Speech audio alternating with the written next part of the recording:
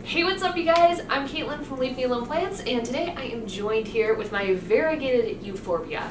This plant also goes by the name Euphorbia Ammak, and it is a super easy to care for succulent style plant. Now, if you have one of these plants or you are looking to acquire one of these plants and you want to know what you have to do to make sure that you care for it to the best of its ability, then keep on watching and I will get into it right now.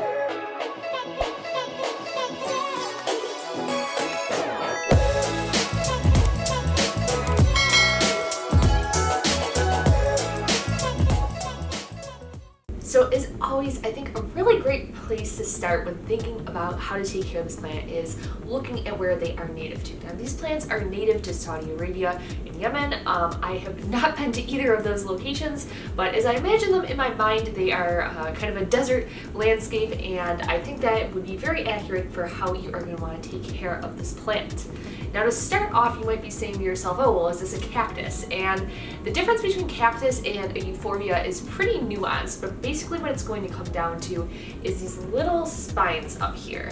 And unlike a typical cactus that you may know where it has more of a needle projection, these are going to instead have more of a thorn. I looked into the scientific reason and it was like talking about areolas, and I was like, whoa, at least buy me dinner first. Just kidding you guys, but either way, two different varieties of plants, and it's primarily going to have to do with this thorn structure. Now don't be deceived, just because they don't have needles, these will still hurt you. I prick myself with this guy all the time, and while they won't stick into your hand, it's really not a pleasant experience. So if you can kind of keep your distance from them, I would recommend it. But getting back to that desert-like condition that this guy's going to grow in.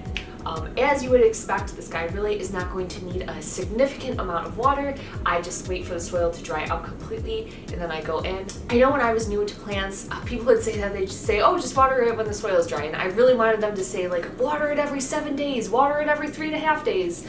I'm gonna tell you why I don't personally say that in my videos, and that's because, okay, for me, I keep this plant outside in Arizona. It is 115 degrees every day. I have to water this plant very often. Now, I'm originally from New York. If I watered this plant as often in New York as I do in Arizona, I would absolutely rot this plant out. So, super quick explanation of why I don't typically give exact days, but really just wait for that soil to completely dry out, and that is when you are going to want to go in with that water. As for sun, this is kind of a touchy topic for me right now.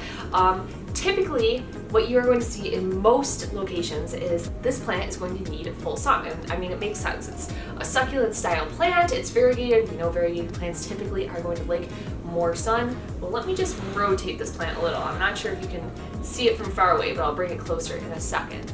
Well, here, of course, like I always say in Arizona, we have a ridiculously hot sun, ridiculously bright sun with a super high UV index. I actually had this guy right in that sun, and well, as you can see, he got a little burnt. Now he has these brown calluses, brown scars as you will, on the side of him that was facing the sun. Unfortunately, these are not going to go away. This is how this plant is going to look on those two folds.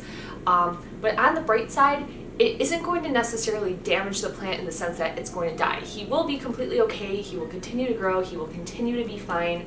That was really just the plant's way of saying, hey, you are giving me too much light, I'm going to form a scar here to make sure that I can protect myself from the sun in the future. So I could continue to keep him in that sun now. I did pull him back a little bit just so that he doesn't completely turn brown, but if you start to notice this happening on your plants, do note that it is possible if you're living somewhere like me or perhaps Saudi Arabia that you might be giving him a little too much sun. Now conversely on that, if you have brown spots more so focused on the base of this plant, you notice that those brown spots are very squishy and kind of just moist and weird feeling.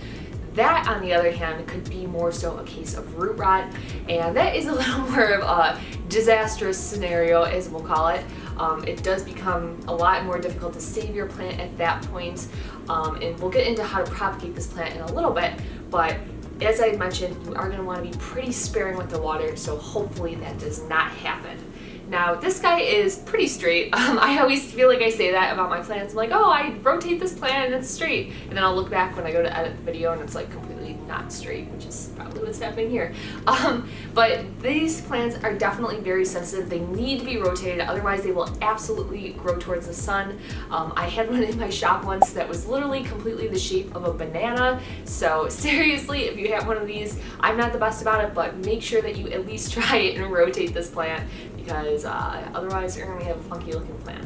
Now, as for how big these plants can get, well, let me tell you, they can get quite large. I believe what I read online was up to 8 feet, and I was actually out at one of my local nurseries yesterday, and I saw a gigantic one, so I took a picture of it. I'll put it right here. I like low-key wanted to put myself in the picture, but there was all these people like around, and I didn't want to be the weird girl like taking a selfie with a euphorbia, so it's just the euphorbia, but it was literally like 5 feet tall. So seriously, these plants can get big, and that kind of goes into their maturity. So as they begin to mature, that's when they can start putting out arms, and once they put out those arms, that is actually how you can propagate these plants. So obviously mine doesn't have any right now, but if it started to sprout one out of the side, then you can simply cut that arm off, root it up in soil, and you will have a second euphorbia. If you're more familiar with the African milk plants, which I will do a video on pretty soon, because I actually have one of those that lives next to this guy as well. Those guys put out arms very often at a much younger age. This guy, not so much. They do need to be a little more mature before they will start putting out those arms.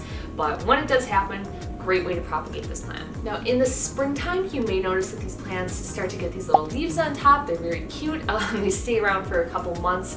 Personally, mine kind of burned off as we got into the summer months, but if you see one of those on there that is still the same plant, they do look a little bit different, but I think they're super cute. They almost look like little feathers hanging off the top of it. So looking forward to my plant getting those again in the springtime. All right, well, I think that is everything I have to talk about for these variegated euphorbias, but of course, if you have questions or comments that I did not answer in this video, please drop them down below and I will do my very best to get back to you in a timely manner and get those questions answered for you. Don't forget to hit that like button and hit subscribe. My goal is to get to 1,000 subscribers before the new year. So listen, if you're watching this, I need your help to get there because we're not quite there yet. But thank you guys so much for checking out this video, and I hope to see you in the next one.